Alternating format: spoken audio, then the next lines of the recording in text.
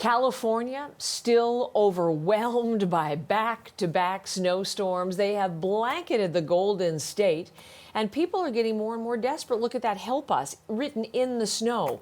Snow piling up has forced grocery stores and pharmacies to close. There have been shortages of food and medication for certain people as well. It's frustrating for us. I'm sure for the people that can't get their medicine, I'm sure it's scary for them. People that can't get food. This is a mess, and I think they're doing what they can, honestly. We've never had to deal with this before. The worst of it is in the mountain communities in the state. Dozens of people have had to be rescued from their homes. Whole communities are snowed in.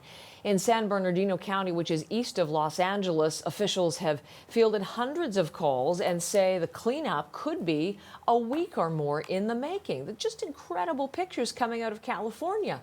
So if San Bernardino County is east of Los Angeles, let's take you to the west, and that's where we find Steve Futterman. I thought we were going to have a snowball fight. I thought you were going to be good Canadian right in the midst of it, Steve. Yeah. No. Not quite. Not quite. It's close at hand, I will though. say this. Yes. I will say this. These areas are very used to snow. They have snow there every year. There are ski resorts in these areas. They just have never seen in decades this amount of snow. Going back to October is when they try to start the ski season, unofficial start of the ski season. 41 feet, more than 12 meters of snow have fallen in some parts. Just the last week, we've had around 3 meters of snow at the heaviest hit parts, and we're expecting another meter this week. So it's just been snow after snow after snow.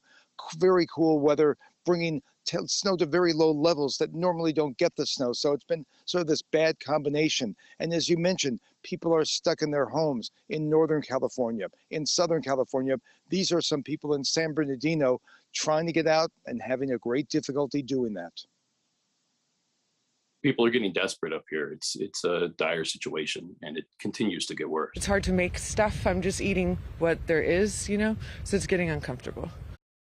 And you can see the frustration on their faces. Many people have been there now. They're approaching a second week. They can't get out of their homes. In some cases, they're literally trapped in their homes. So much snow packed up, they can maybe have a small opening where someone can send them some food or a supply, but they can't on their own get out. They have lots of rescue crews there.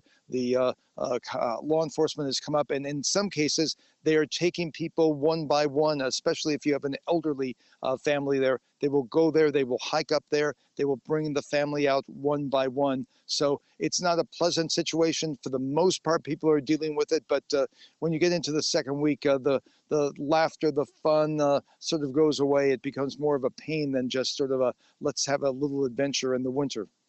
I mean, the pictures are extraordinary, Steve. The empty shelves in the stores and people lining up to get to donated items and food and water and things of that nature. I mentioned the cleanup could go on for some time. What are officials saying about that?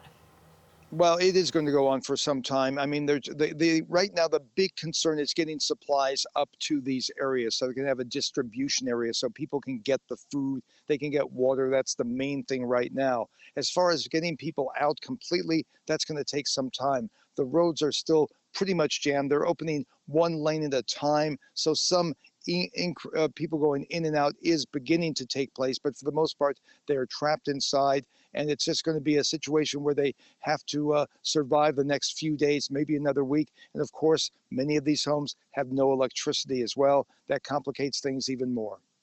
Steve, thank you for doing this early for us this morning. What a story in California. Steve Futterman is in Los Angeles.